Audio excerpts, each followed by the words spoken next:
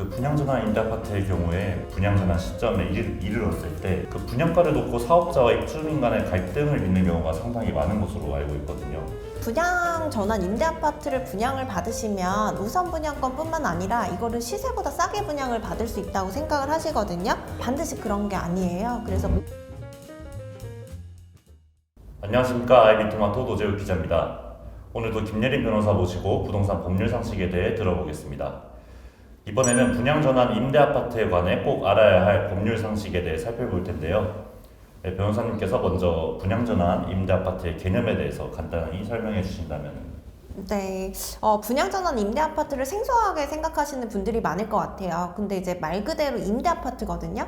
근데 이제 나중에 임대 의무 기간이 끝나고 나면 분양을 받을 수 있는 권리를 가지시는 경우를 이제 분양전환 임대 아파트라고 부르는데, 이게 모든 임대 아파트가 분양전환이 가능한 게 아니고, 사실 모집 공고나 임대차 계약에 이게 나중에 임대 의무 기간이 끝나고 나면 분양을 받을 수 있는 권리가 있다라는 게 명시가 돼 있어야 가능한 거거든요. 근데 이제 보통 이런 뭐 임대 아파트 들어가시면 이제 장기 임대 아파트 들어가시면서 분양 전환을 받을 수 있다고 착각을 하시는 경우들이 종종 있어요. 그런데 이제 뭐 정확하게 모집 공고나 임대차 계약에 이런 내용이 명시가 안 돼 있다라고 하면 분양받을 권리는 없으신 거죠. 그냥 임대차만 하실 수 있는 권리가 생기는 거고, 이게 상당히 이제 인기가 많았던 거는 지난 정부의 세금이나 대출 규제 굉장히 많았잖아요. 다주택자에 대해서.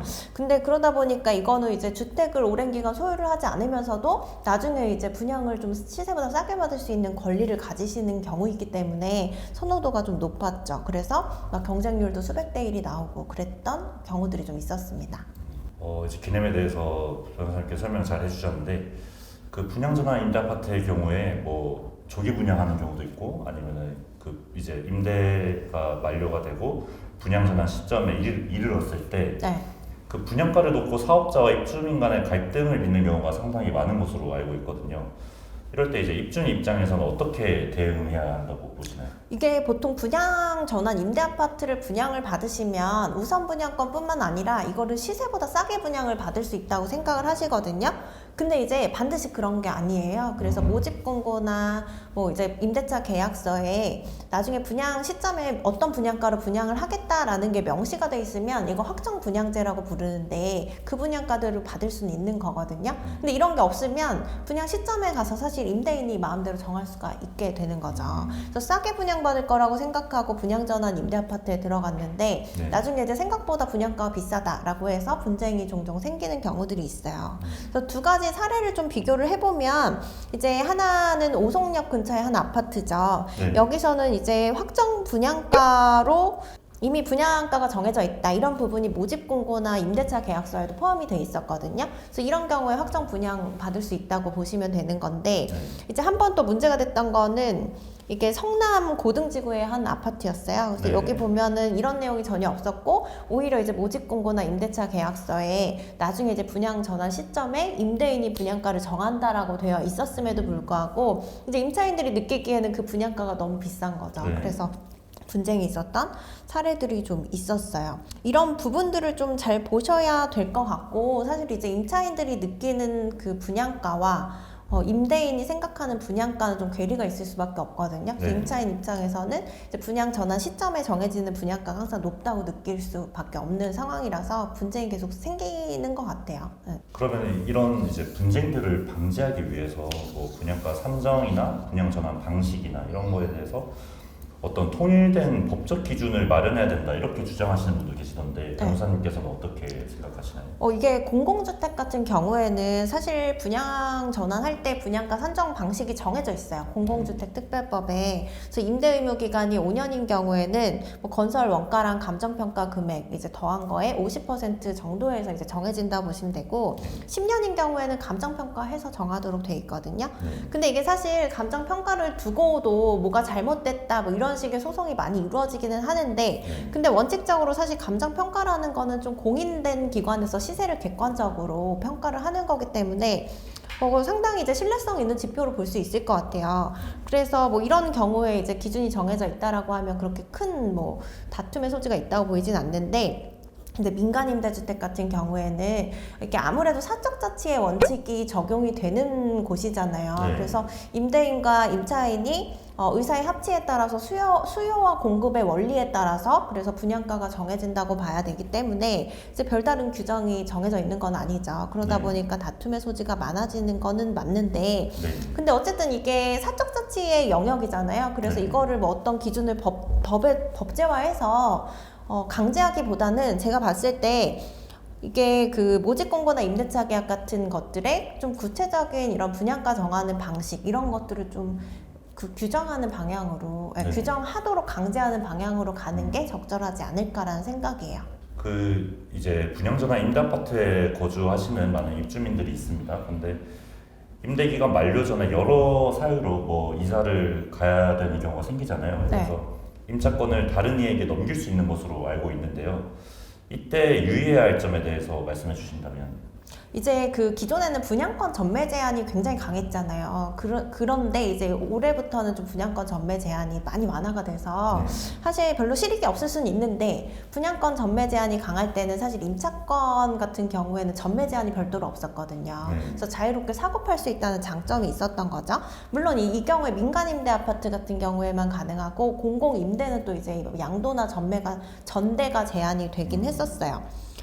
그런데 이게 이제 이 민간임대 아파트 특히 이제 분양 전환이 가능한 경우 이런 경우에는 그 원하는 사람들이 많기 때문에 실제로 프리미엄이 붙어서 시장에서 거래가 되는 경우들이 많았거든요. 그래서 이거를 이제 프리미엄을 붙여서 팔면 어쨌든 이분은 시세 차익을 보는 거잖아요. 임차권을 가지고 있는 분 같은 경우에는. 그래서 여기서 발생할 수 있는 게 바로 세금 문제죠. 근데 여기서 유의할 점이 있는 게 확정 분양제 임대 아파트냐 아니면 확정 분양제가 아닌 임대 아파트냐에 따라서 세금 문제가 좀 달라지거든요. 그래서 확정 분양제가 아닌 경우에는 사실 이게 그냥 기타 소득으로 봐서 22% 과세하고 있어요.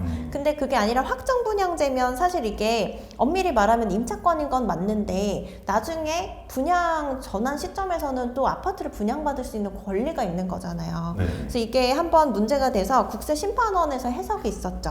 그래서 어떻게 봤냐면 이거 주택을 취득할 수 있는 권리의 양도로 봐서 양도소득세 과세된다라고 봤거든요. 그래서 이런 부분들을 좀 보시면 어쨌든 세금 문제가 좀 발생할 수 있다라고 좀 주의하셔야 될 것 같고, 근데 이제 보통 시장에서는 이런 세금 피하려고 다운 계약을 하신다거나 뭐 현금 거래를 하신다거나 이런 사례들도 많은데 만약에 이게 적발됐을 때는 또 세금 관련해서 굉장히 좀 어려우실 수가 있다라는 점을 주의하셔야 될 것 같아요.